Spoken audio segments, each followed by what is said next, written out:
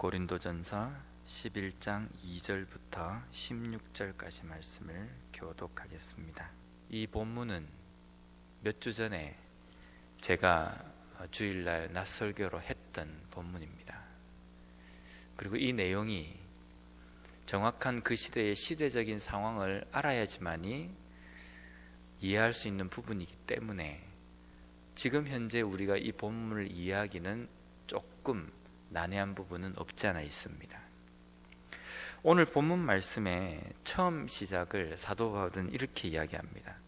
너희가 모든 일에 나를 기억하고 또 내가 너희에게 전하여 준 대로 그 전통을 너희가 지킴으로 너희를 칭찬하노라. 고린도 교회 성도들에게 고린도 지역에 살면서 복음을 받은 고린도 교회에 살아가는 그리스도인들에게 사도 바울이라는 존재는 믿음의 교과서와 같은 존재입니다. 참고서입니다. 어떻게 신앙생활을 하는지가 사도 바울의 입을 통해서 나오게 되고 사도 바울의 행동을 통해서 사도 바울의 가르침을 통해서 처음 예수를 믿는 그리스도인인 고린도 교회 사람들, 그 사람들에게 사도 바울이 하는 행동과 말이 믿음의 교과서, 본이 된다는 겁니다. 그래서 우리가 읽은 본문 바로 앞절에 11장 1절에 보면 사도 바울이 이렇게 고백합니다. 내가 그리스도를 본받는 자가 된 것 같이 너희는 나를 본받는 자가 되라. 이 말씀은 사도 바울이 교만해서가 아닙니다. 내가 이 정도로 됐기 때문에 너희들은 나를 존경하고 나를 본받아야 한다 라는 그런 의미가 아니라 어떻게 믿는지 잘 모르겠느냐, 그러면 내가 시키는 대로, 내가 가르치는 대로 하라는 겁니다.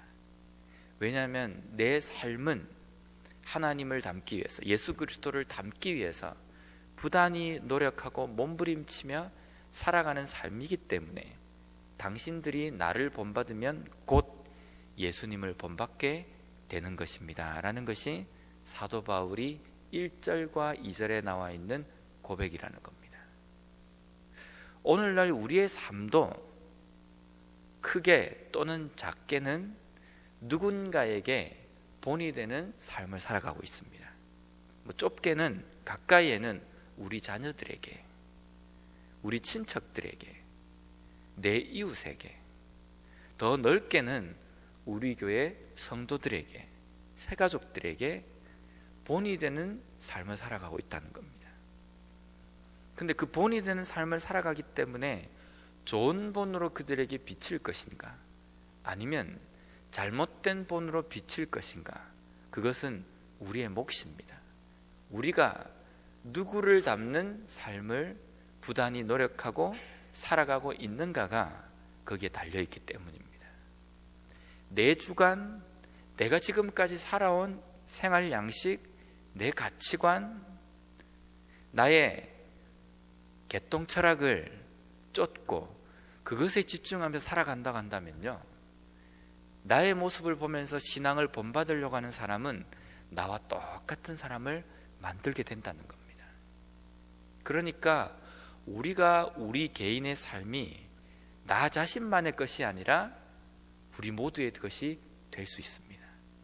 나의 신앙을 바라보며 본받으려고 하는 사람의 삶 자체도 책임이 우리에게 있을 수 있다는 겁니다. 그러니까 우리의 삶은 사도 바울뿐만 아니라 우리 자신들도 나를 본받으십시오, 내가 예수 그리스도를 본받으려고 부단히 몸부림치며 살아가고 있습니다 라고 고백할 수 있는 삶이 되어야 된다는 겁니다. 그런 의미에서 사도 바울이 고린도 교회에 편지를 쓰면서 여러 가지 문제를 가지고 고린도 교회 사람들을 가르치고 권면합니다.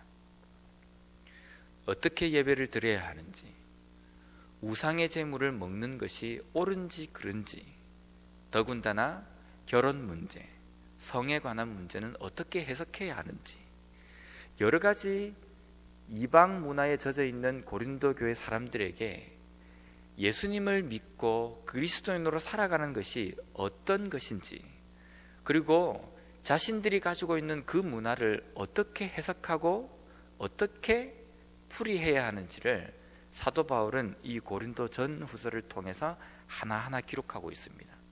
그 중에서 오늘 본문은 예배 시간에 머리 위에 두건을 쓰느냐 그렇지 않느냐에 대한 문제에 대해서 사도 바울이 이야기하고 있습니다. 머리에 두건을 쓰고 안 쓰고, 여자는 쓰고 남자는 쓰지 않고 예배를 드리는 것, 이것이 정확하게 고린도 교회 안에서 어떤 문제였는지는 우리가 알 수 없습니다. 왜냐하면 다른 교회에 쓰는 편지에서는 이런 말씀이 없기 때문입니다.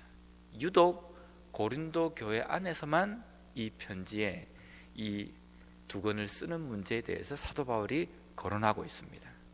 그래서 유추해 볼 수 있는 것은요, 적어도 고린도 지역에 있는 사람들에게 여자가 머리에 있는 수건을 벗는다는 것이 어떤 의미인지는 우리가 유추해 볼 수 있습니다. 고린도 지역에서 여자가 머리에 쓰고 있는 머리수건, 남자도 쓰고 여자도 씁니다. 그런데 여자가 그 머리에 있는 머리수건을 벗고 머리카락을 드러낸다는 것이 창녀들이 하는 것이었습니다. 남자를 유혹하고 성적으로 자기를 어필하는데 사용하는 방법이었다는 것을 우리는 유추해 볼 수 있습니다. 그러니까 적어도 창녀가 아니고 일반적인 여자라고 한다면 교회 안에서 뿐만 아니라 일상생활에서 머리수건을 벗지 않는 것이 합당한 것이었습니다. 그런데 고린도 교회에서 일반적인 삶도 아니고 예배를 드리는데 여자가 머리수건을 벗는 일이 생겨났다는 겁니다. 왜 생겨났냐면요, 사도 바울은 예수 그리스도를 통해서 우리에게 자유가 임했다는 것을 강조했습니다. 그런데 이 자유가 죄로부터의 자유입니다.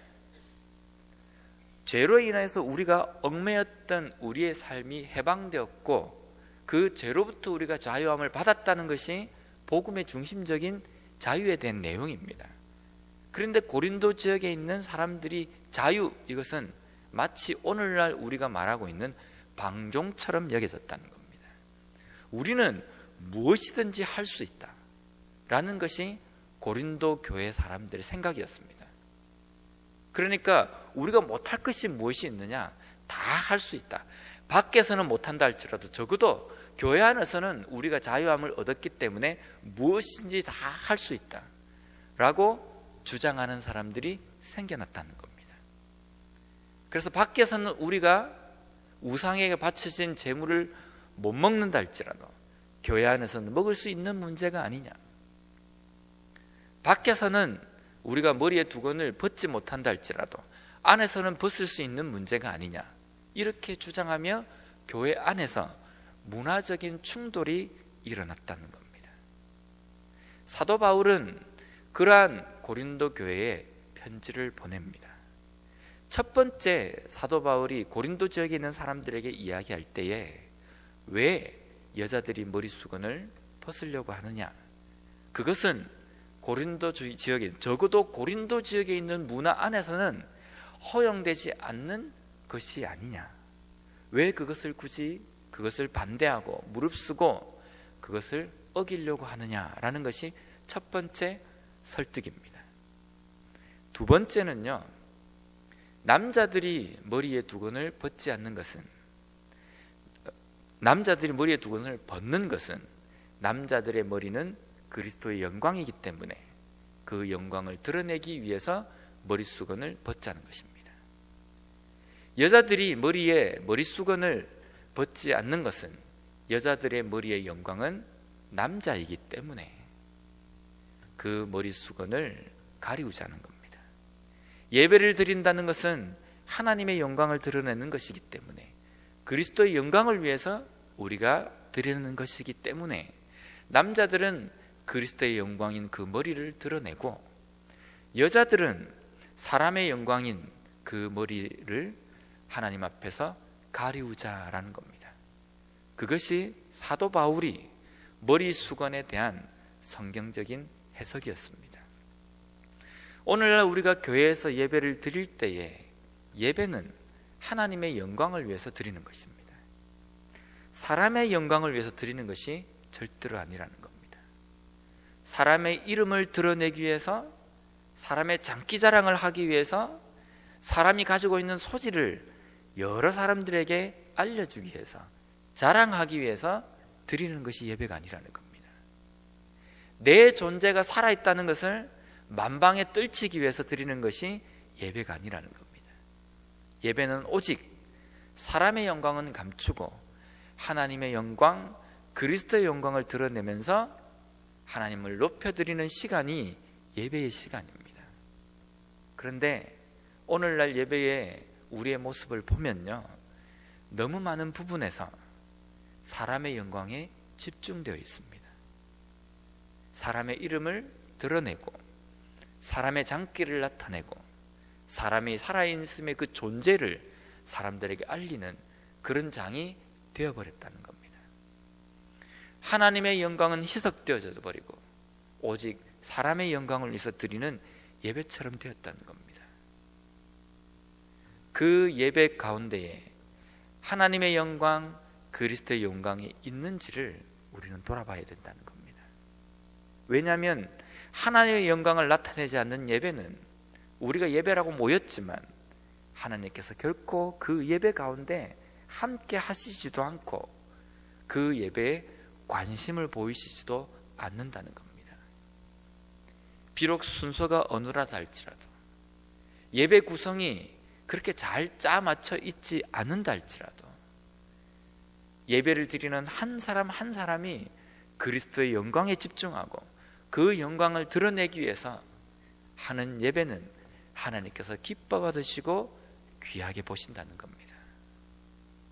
그런데 우리가 만약에 어떻게 하면 찬양을 잘 할 것인가, 어떻게 하면 기도를 멋들어지게 할 것인가, 어떻게 하면 이 예배 순서가 뭔가 봤을 때에 잘 물 흐르듯이 흘러가게 될 것인가, 이것만을 생각하고 있다고 한다면 우리 인간이 생각할 때에는 야, 오늘 예배가 참 매끄럽게 잘 진행됐다 우리가 이야기할지라도 하나님은 관심을 보이지 않는 예배일 수 있다는 겁니다. 두 번째로, 고린도 지역에 있는 많은 여자들이 왜 머리 수건에 대한 문제를 들고 나왔겠습니까? 밖에서는 잘 쓰고 다니는 그 머리 수건을 왜 교회에서는 벗으려고 했겠습니까? 가만히 보니까 교회 안에도 남녀 차별이 있었던 것 같습니다. 밖에서 있던 그 여잔한 문제를 가지고 남자들이 여자를 경멸하고 마치 자기들의 위치보다 더 아래에 있는 위치처럼 여자들을 생각한 겁니다. 분명 말씀 안에서 모든 사람이 하나이고 평등하다는 것이 성경의 가르침이고 예수님의 가르침인데 고린도 교회 안에서는 그런 모습을 보였다는 겁니다. 거기에 반기를 든 것입니다. 내가 예수 그리스도 안에서, 말씀 안에서, 신앙 안에서 무엇이든지 할 수 있는 자유가 있습니다. 그런데 우리가 그 자유를 주장하기 이전에 그 자유가 다른 사람의 자유를 침해하는 것인지, 더 나아가서는 다른 사람의 믿음에 어떤 상처를 입히거나 시험거리가 되고 있지는 않는지 우리가 그것은 살펴봐야 합니다. 분명히 내가 누릴 수 있는 자유이지만, 내가 머리수건을 벗을 수 있는 자유가 있지만 이것이 다른 사람에게 시험거리가 되고 있는지를 우리는 살펴봐야 된다는 겁니다. 그래서 우리 그리스도인은요, 무엇이든지 할 수 있는 자유가 있습니다. 죄짓지 않는 범위 안에서는 우리가 무엇이든지 할 수 있습니다. 그렇지만 내 자유마저도 다른 사람에게 시험거리가 된다고 한다면 스스로 제한할 준비가 되어 있는 사람들이 그리스도인이지 않습니까? 내 목숨도 내 마음대로 쓸 수 있는 자유가 우리에게는 있습니다. 하지만 이 목숨마저도 그리스도의 영광을 위해서 제한하고 때로는 포기하고 버릴 수 있는 준비를 한 사람들이 그리스도인이지 않습니까? 목숨을 그렇게 생각하고 있다고 한다면 우리에게 가지고 있는 그 자유마저도 충분히 그럴 수 있어야 된다는 겁니다. 오늘 우리에게 하나님께서 새로운 하루를 허락해 주셨습니다. 이 하루에 우리에게 어떤 자유가 있습니까? 무엇이든지 할 수 있는 자유가 있습니다. 내가 누릴 수 있는 권리도 있습니다. 그 권리와 그 자유가 누군가에게 시험거리가 되지는 않는지, 우리 공동체의 질서를 깨트리는 문제는 아닌지 우리는 냉철하게 살펴봐야 합니다. 또 한 가지, 내가 누리고 있는 그 자유가 과연 내 뒤에 내 모습을 본을 삼아서 신앙생활을 열심히 달려오고 있는 신앙의 후배들, 새가족들에게 정말 좋은 본으로 내가 살아가고 있는지, 아니면 그렇지 못한 본인지. 좋은 본이 되려고 한다면 내 자신이 예수 그리스도를 닮는 삶을 살아야 합니다. 내 삶의 기준은 예수 그리스도인지, 아니면 나의 개똥철학인지, 나의 가치관인지 우리는 냉철하게 우리 자신을 돌아봐야 합니다. 그렇게 돌아봄으로 말미암아 다른 사람들에게 예수 그리스도의 본을 보여주며 나의 자유함이 다른 사람에게 시험거리가 되지 않고 공동체의 질서를 깨뜨리지 않는 그런 본이 되는 그런 삶을 살아가는 우리 모두가 되시길 바랍니다.